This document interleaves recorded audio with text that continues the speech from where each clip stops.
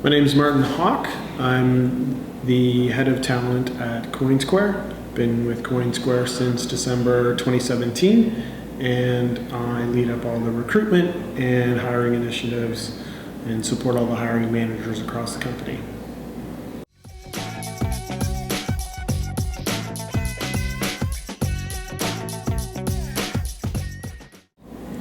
A typical day for me at Coinsquare involves phone screens, sourcing candidates, interviewing candidates, meeting with hiring managers, discussing what their hiring needs look like, working with the team. I work with a team of awesome HR professionals, and they are also doing recruitment as well, so helping them fill their pipelines as far as candidates are concerned, and cross-training back and forth. We've moved to a model where I'm also doing some HR as well as recruitment as well, so there's some cross-training going on right now. And a typical day can be anything, but it always includes interviews. It always includes talking to hiring managers, and there's different people at different stages. And most of my day is either emails or phone conversations.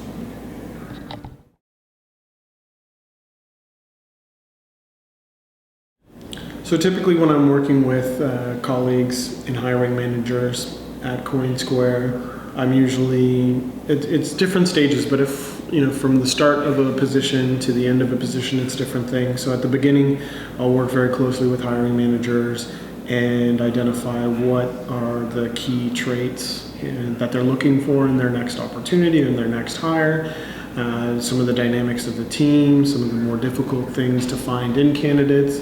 And we'll just spend half an hour to an hour just talking about the position. From there, I'll take the role and post it online, and we won't interact too much until candidates start coming in, and we'll review candidates together. So as people apply, or as I find people online based on sourcing, I will basically work together with them collaboratively through Slack, through email, and in person, and sync up with them on a regular basis to introduce them to the talent we found or the people that have applied, to determine who should go to the next stage. There's just a constant iteration of that until we get to somebody that we want to hire.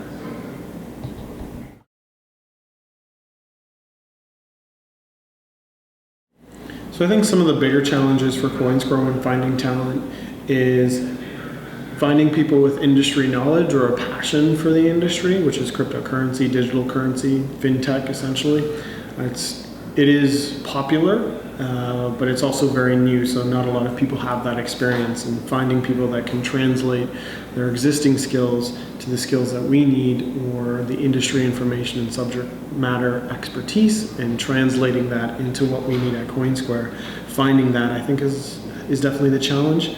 There's also a really competitive market in the Toronto tech ecosystem overall. So not only are we competing with the Googles and the Twitters of the world, we're also competing with other interesting startups. And depending on what an individual person's ambitions are, that we have to be really good at relaying what's exciting about working at Coinsquare. So blockchain, cryptocurrency, digital currencies are very interesting to a lot of people because everybody keeps seeing it in the news, but then you dig a little bit deeper and you find out that all they've seen is the news articles, and they're not overly excited about it. They're just excited because it's an exciting place to be, whereas we're looking for people that maybe got into the cryptocurrency space before it got really popular.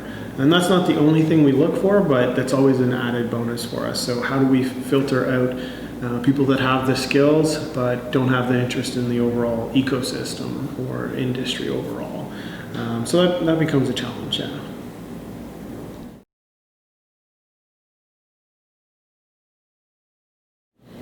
I'm always interested to know what the biggest problem somebody has solved, or some of the biggest projects that they've worked on recently.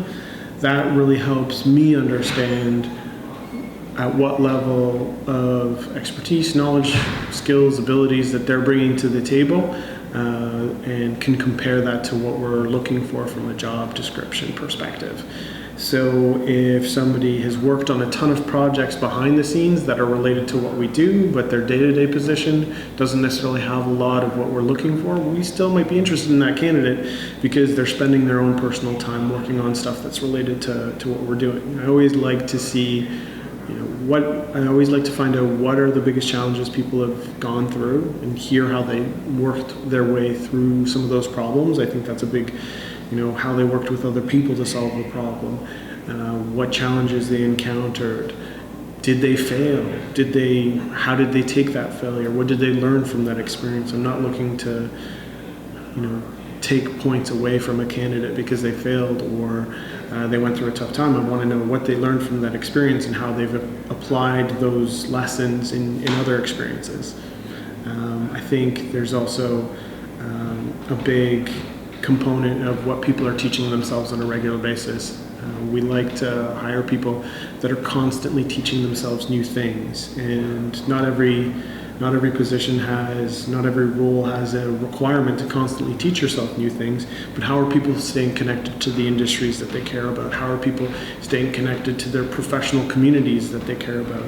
Not every position or profession has, a really tight-knit community. So how did they build that for themselves, or how do they stay current with their information and knowledge?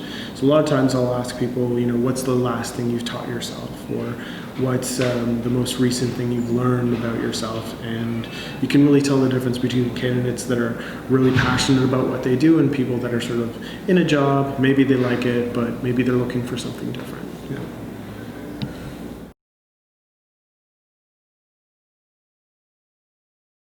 For myself personally, I've almost always been working. I actually dropped out of school in grade 10 and learning about business and learning about sales and recruitment and everything that I do right now mostly came from work experience. And I had a few mentors when I was younger, people that took a chance on me in spite of maybe my academic credentials. And they were very helpful and beneficial, and I've always just been fascinated with business. So a lot of it has been self-taught. So I can't say that I've applied a lot of the things that I learned in school, because honestly, I didn't spend a lot of time in school, to be honest with you.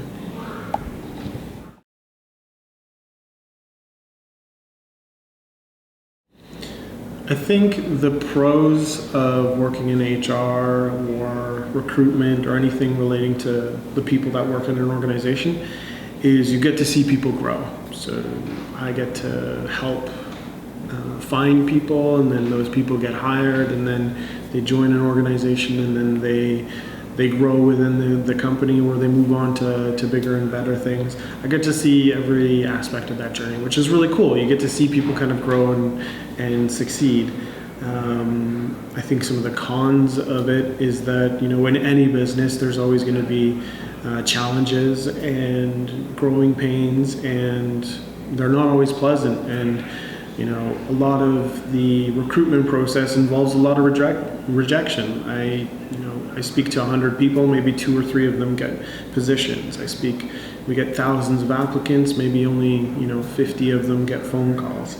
There's 950 people that didn't hear from me or didn't hear from us or just didn't hear from an employer in general, and that's tough. As a job seeker, that can be a tough thing. So I really wish I could help all the candidates that end up applying, but that's just not the case, basically. And I find that the desire and to help everybody is always there, but realistically, you have to focus on the people that are best suited for the position.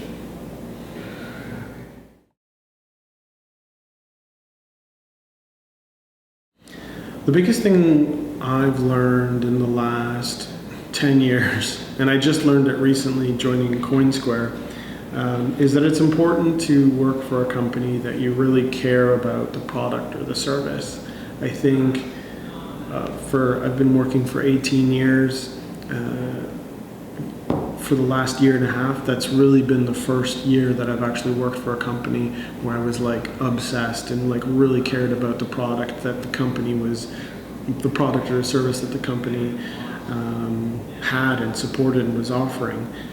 Prior to that, they were great companies, really interesting companies, but they weren't things that I was like reading about at the end of the day, or they weren't things about I was trying to teach myself later on. So if you can early on in your career, and there's something called ikigai, which is sort of this, the Japanese word for, your reason for being, and it has 4 circles.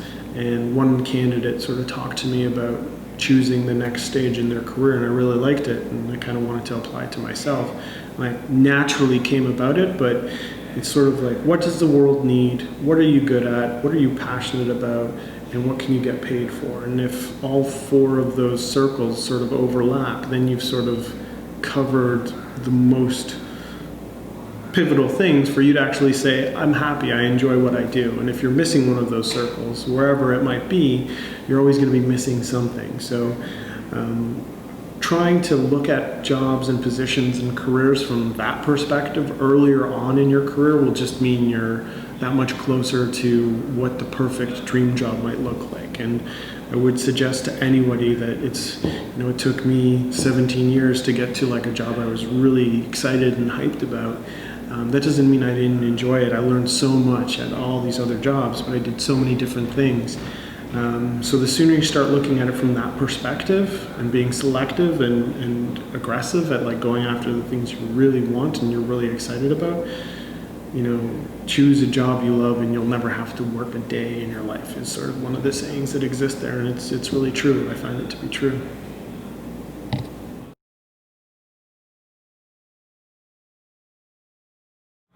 Well, I love recruiting, I love hiring people, I love the whole process. I also think the process is really broken and hasn't really been disrupted. And I'd love in the next, 2 to 10 years, either start a company or join a company that's really disrupting that space. I've definitely found,